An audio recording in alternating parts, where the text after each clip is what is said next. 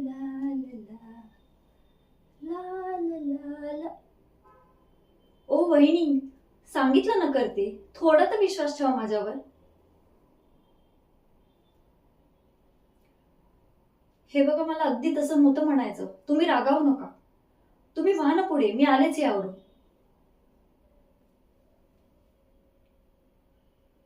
काय बाई माझं मेलीचं नशीब, का आले मी लग्न करून या घरात. हो, चूक माझीच. प्रेमात पडली होते ना मोहनरावांच्या, काय करणार. आधीच माहित असतं ना या घरात आपल्याला काडीचीही किंमत नाही मिळणार, तर आलेच नसते ना, बसले असते तशीच. जाऊ दे, ह्यांना तरी कोण बोलणार. तरी तरी मी सांगत होते घरचा व्यवसाय आहे, त्यात लक्ष घाला. पण नाही, काय तर म्हणे नोकरीच करायची. फुटकी मेली ती नोकरी, टिचगीभर पगार देतात, काय पुरायचं. आणि आमचे हे मातृभक्त हनुमान सारखा सगळा पगार वहिनींच्या हातात. मग बायकोला काय, जळलं मेलं ते लक्षण. आपल्याला एक लहान मुलगी आहे, निदान तिचा तर विचार करावा. पण नाही, आले मोठे दानशूर करणं. अरे मी काय म्हणते, आपल्याकडे काही नको का ठेवायला. पण नाही, देव देतं आणि कर्म नेतं म्हणतात ना, तेच खरं. पण हे माझ्या नवऱ्याला कोण समजवणार. जाऊ दे. बाई बाई बाई, मी बोलत काय बसले, माझा स्वयंपाक राहिलाय करायचा.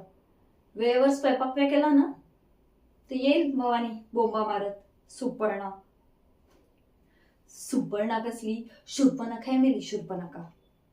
तुम्हाला म्हणून सांगते, दिवसभर लोळत पडलेली असते टवळीनी. हा, जर्रा म्हणून कामाला मदत नाही.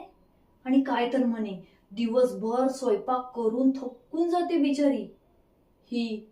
आणि बिचारी, मग आम्ही कोण, भिकारी. सध्याची परिस्थिती बघता भिकारीच. पण हे माझ्या नवऱ्याला कोण सांगणार. आता ना सगळं सहनशक्तीच्या पलीकडे गेलेलं आहे. पण मी माझ्या लेकीसाठी गप्प राहते हो. काय करणार, मला ना तिला खूप मोठं करायचंय. म्हणजे जेव्हा सगळे बघतील ना तिच्याकडे, तेव्हा सगळ्यांनी म्हणलं पाहिजे की हिच्यात कसलीही कमी नाहीये. बाबाजी, आता तूच आशीर्वाद दे रे, तूच सांभाळून घे मला आणि माझ्या लेकीला. आणि थोडीफार अक्कल दे त्या माझ्या मूर्ख नवऱ्याला. बाबाजी. अगं बाई बाई बाई, मी बोलत काय बसले, आता ती भवानी आलीच समजा. जाऊ दे, चला रजा घेते. शेवटी माझ्या नशिबी काय तर रांदावाडा आणि उष्टी काढा हेच.